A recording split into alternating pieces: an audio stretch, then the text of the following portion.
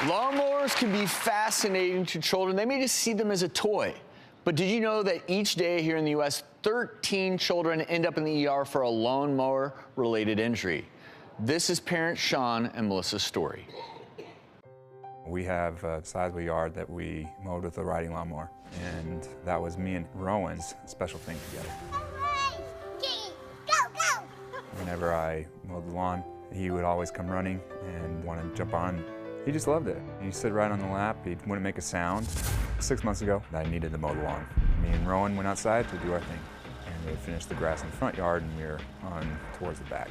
Rowan was thirsty, and he wanted a baba. He wanted to go in and get a baba. I let him off and ran inside. So I started mowing forward, mowing back. As I'm going backwards, I'm looking behind me. And I'm looking to my left, behind me while I'm reversing. And he was behind me and to the right. I ran over him. I don't remember how I got him out from underneath it. I don't remember how getting him in the car. I just knew that his arm looked like it was barely holding on. The only thing, as far as I could tell, that was holding his hand on was skin. I could see his bones in his thigh.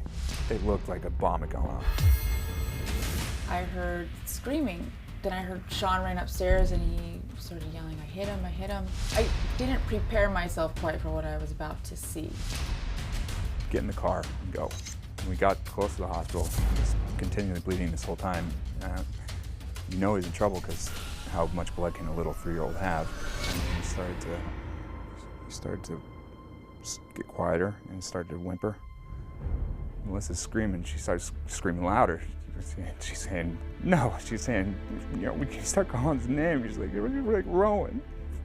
She's like, Rowan. She's screaming, Rowan. And I look over and he's not making any noise. And you're thinking, he's dead. He's dead. I remember walking in the emergency room there at the trauma center. And all I saw was white coats. And I just remembered angels. I was just so happy to see just a room full of doctors. I don't know how long he was in surgery. I know it was a while. I'm just assuming that he's going to lose his arm. He's going to lose his leg. So they come to talk to us. And then she said, missing his toes. But then she said they were able to save his heel. And she said that's encouraging because you can still walk on the heel pad. I'm like, okay, they're starting with the good news, and here comes the other surgeon to tell me that he's going to lose his arm.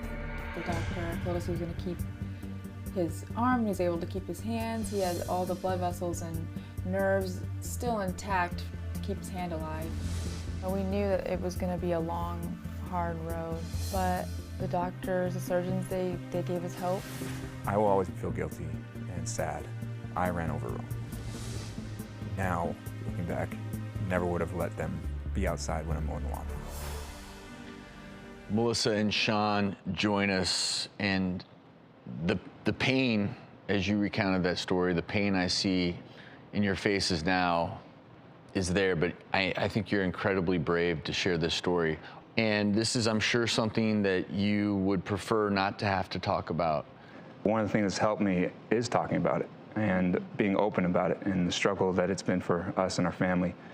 And not just that, but turning such a tragedy into something, turning into awareness. And one thing we've just tried to do is just openly talk about it, warn about the dangers of how dangerous these lawnmowers can be. And Sean and Melissa, both of you guys, I know have processed this a lot and dealt with it a lot. And individuals who go through something like this, you're the parents, you feel responsible, you're supposed to keep your kids safe, and that's where the guilt comes from. But absolutely, to sort of ward off that post-traumatic stress from impacting your lives in a more significant way, processing it and talking about it does help, and looking forward, right? And you bring awareness and helping to educate the public about this is a huge step in that. I just want to say that I believe that God was with Rowan every step of the way. And God, our love, and the support, our amazing support team was the only way that we got through it. And every single person that was a part of his recovery is an angel. and every single one of their names is written in my heart forever.